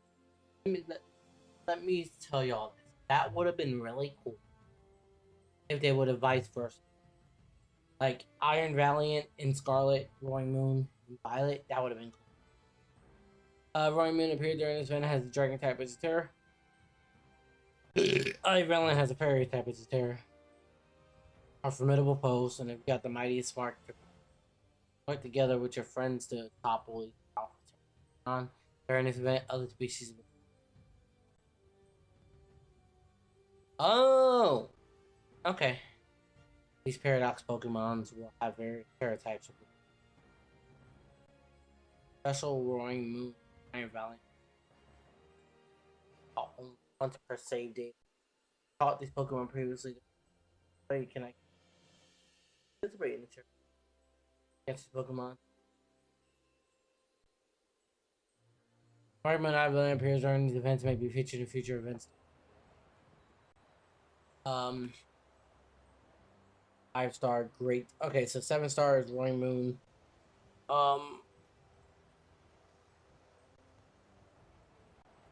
7-star raid battles Iron Valley with the mighty spark, which I don't have.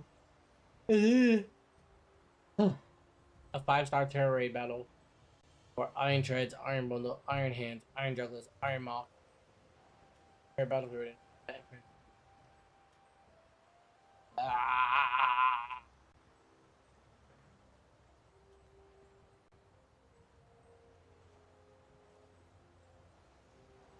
Okay.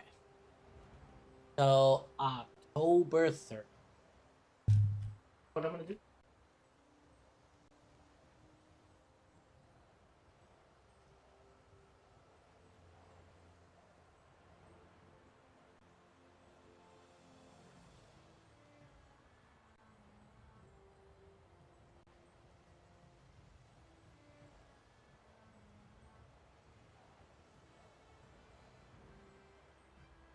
Today's the 30th, isn't it?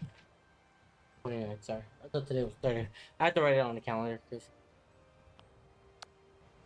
Okay. It's gonna be pretty cool if you ask me.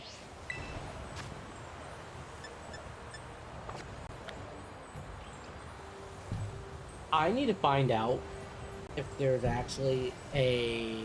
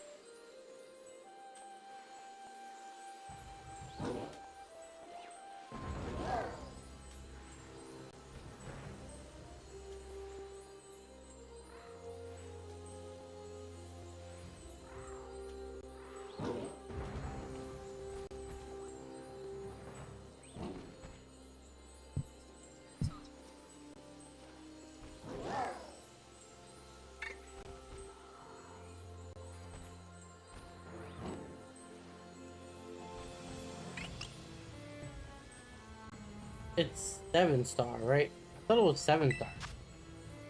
It's 6. Never mind, I'm dumb. So literally Iron Hands is like one of the best ones to.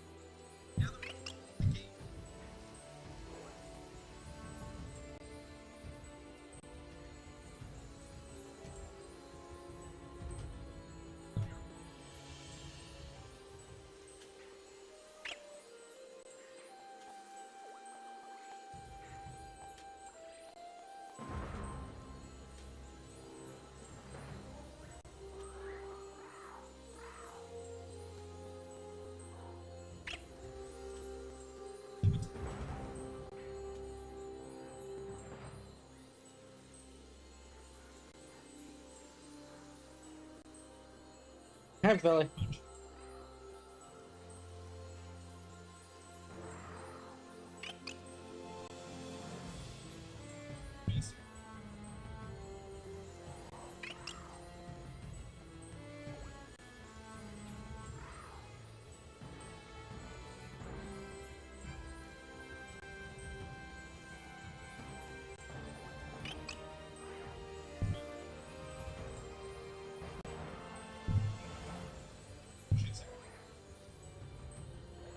Really, huh?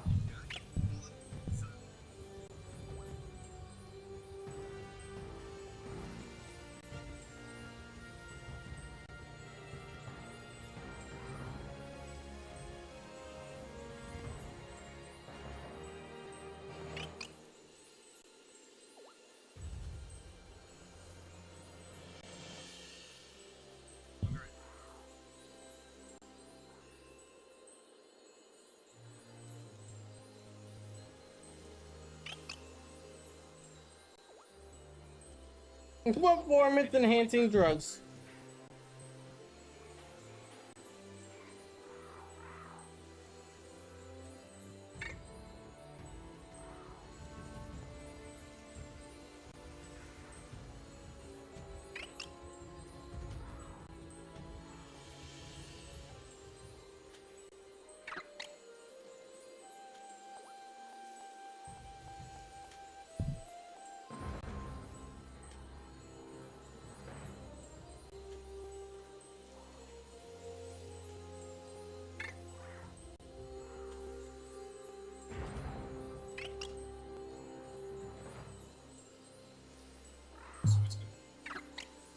Okay, so Iron Hand seems to be the secondary best one. Oh.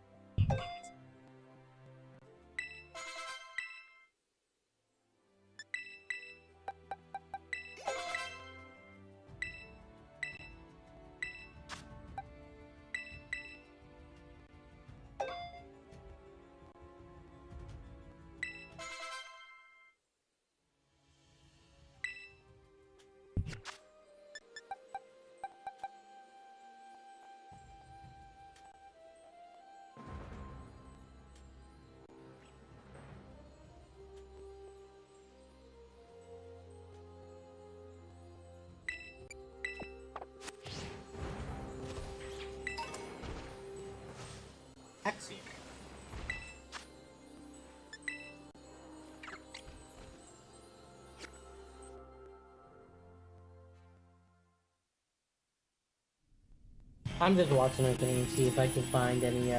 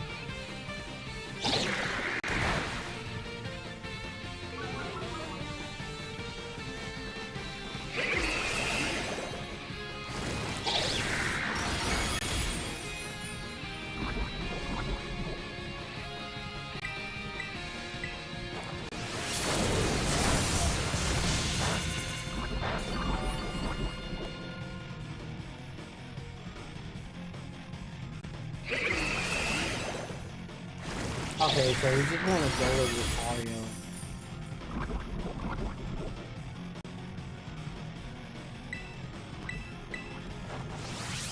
Okay, yeah, that makes more sense though. We do Lucario instead of Iron Hands.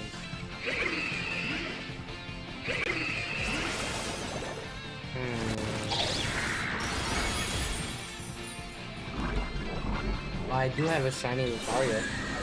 Anyway.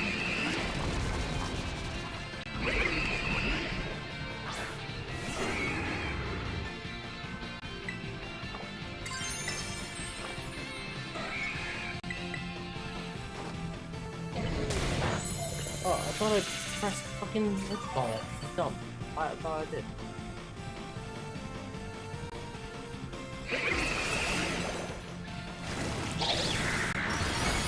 I thought I pressed what you call it.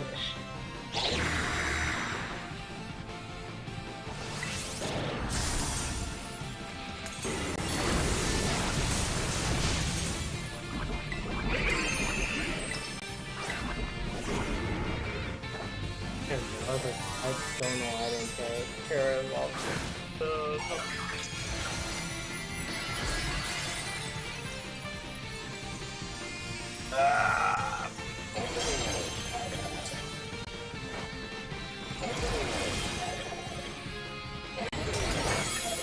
I do have a shiny toxic.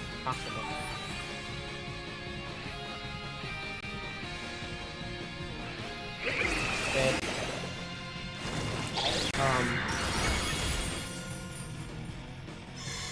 Think about this? Good.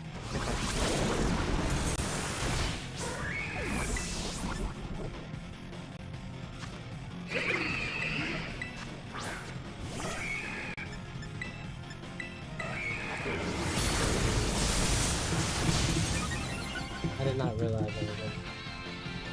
Fuck. He actually. I'm. Yeah, I'm dead. I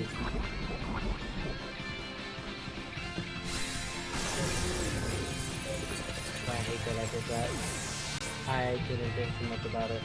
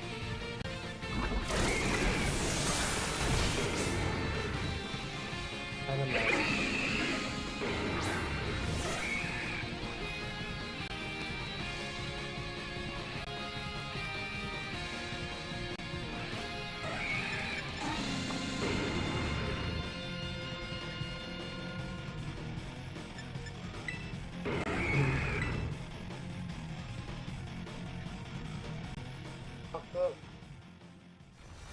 Hold on 1 second, guys.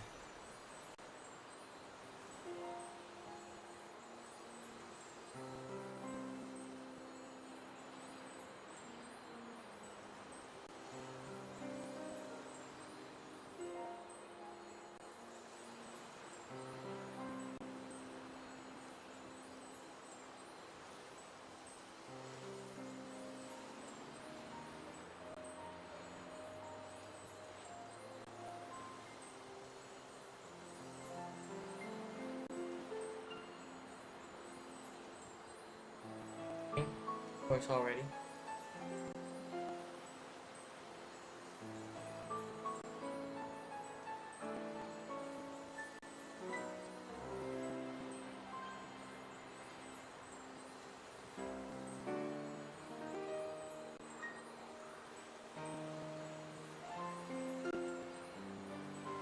Oh, and okay.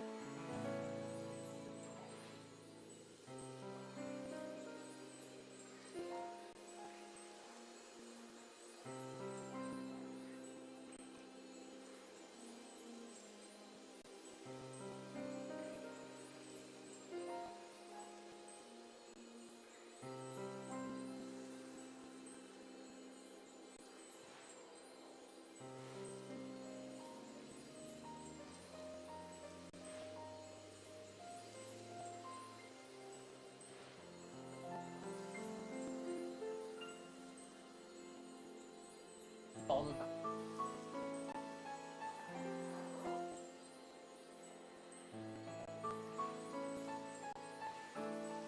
Oh.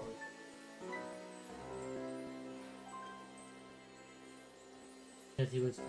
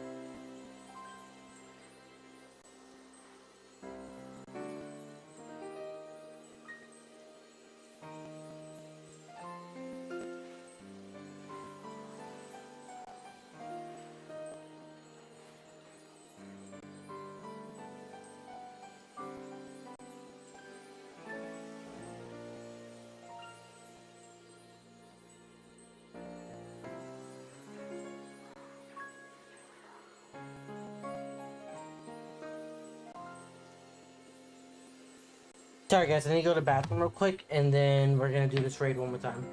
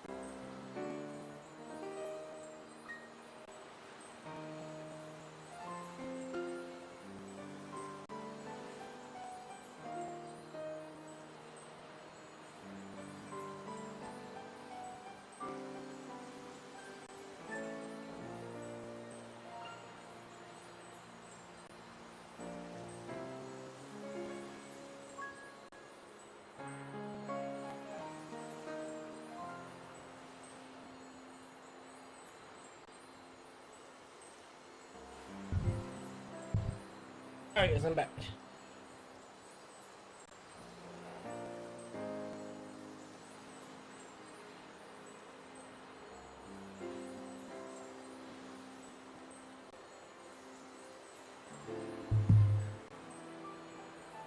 Alright, we're gonna try this again.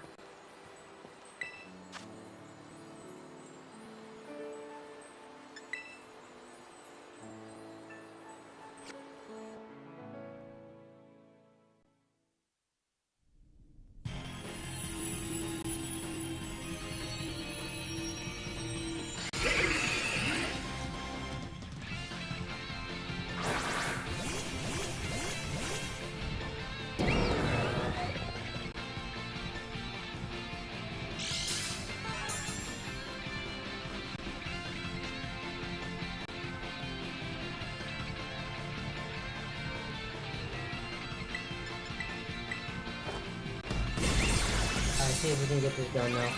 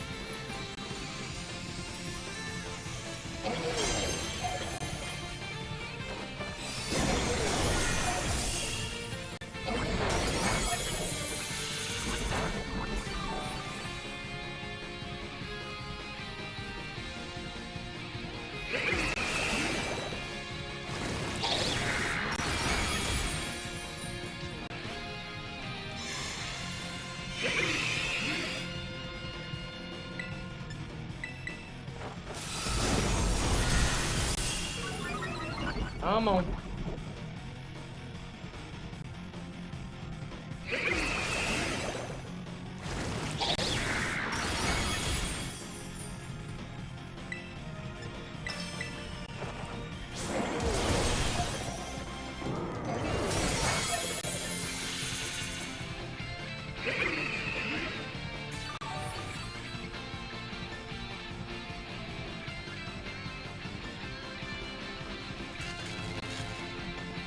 There we go.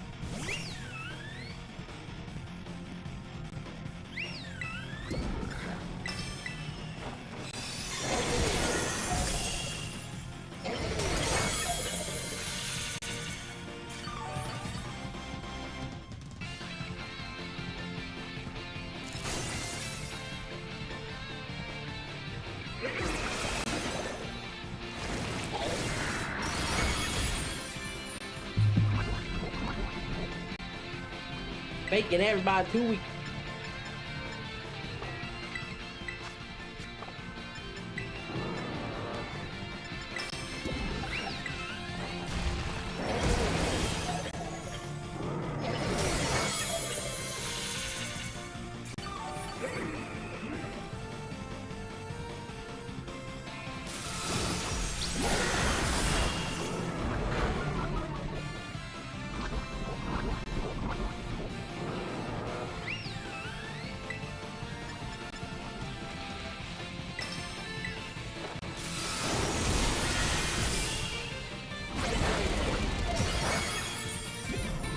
Almost hurt.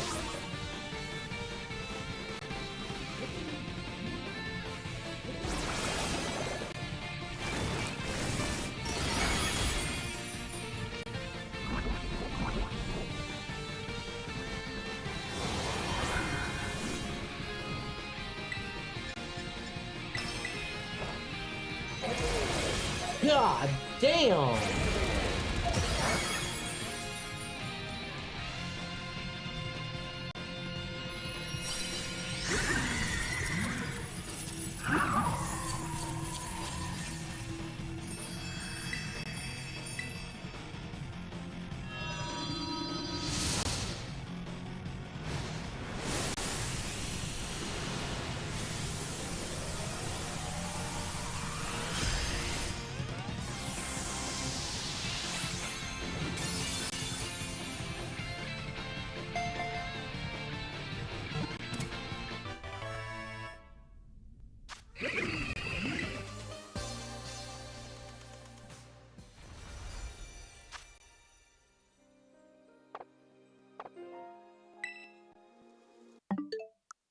Then we change the time.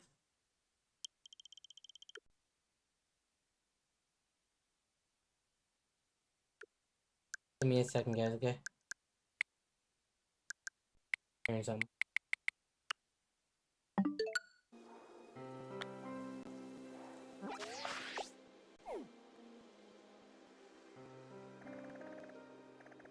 Right over here. Is that normal? I feel like that'll be.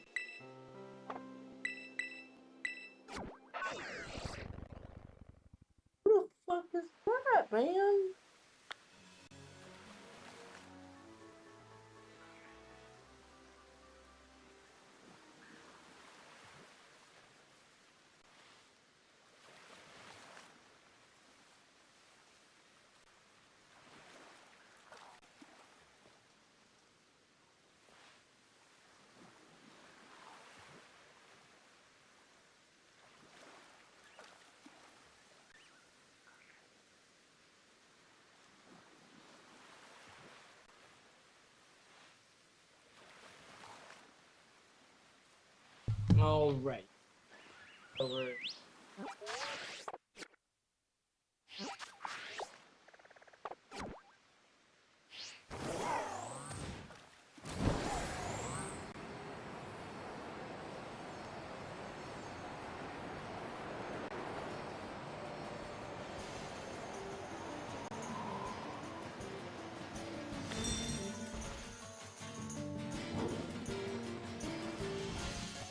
Huh.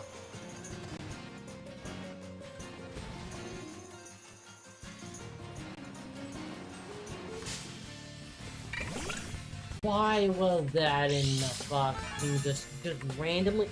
How was it sitting? How was that sitting?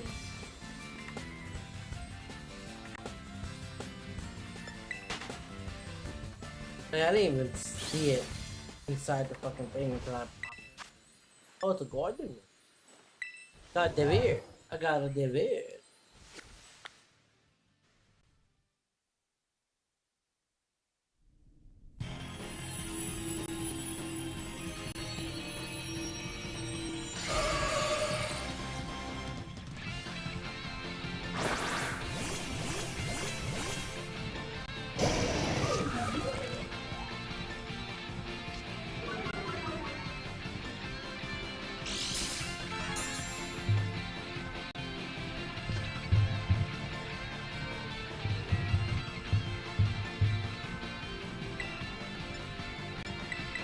Numbers. I hate. Oh, good Carolyn. Ah, you son of a bitch. Oh, fuck.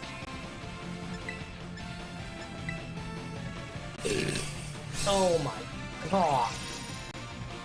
Jesus Christ. That was a lot of fucking damage. God damn. Fuck it.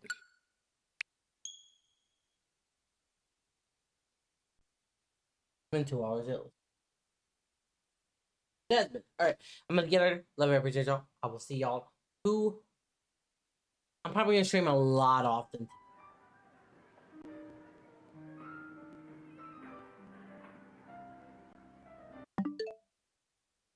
The sound. Hold on. Here's.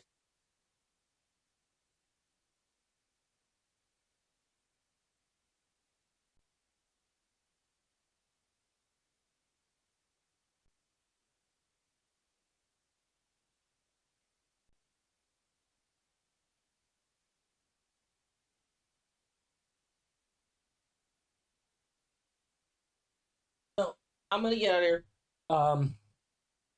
If the weather is okay, I'll be able to stream tomorrow.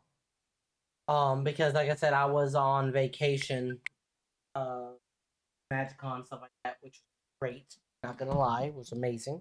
Can't lie about that. But it's a hurricane. There's 2 hurricanes coming. Today and tomorrow. So I don't know if I'll be able to stream. So I'm not going to say yes, definitely streaming tomorrow. But if everything goes according to plan, I will be streaming tomorrow. Y'all know that happens. Y'all please take care of yourselves. I love y'all. Hate y'all. And be safe if you're out here in the East Coast, alright guys?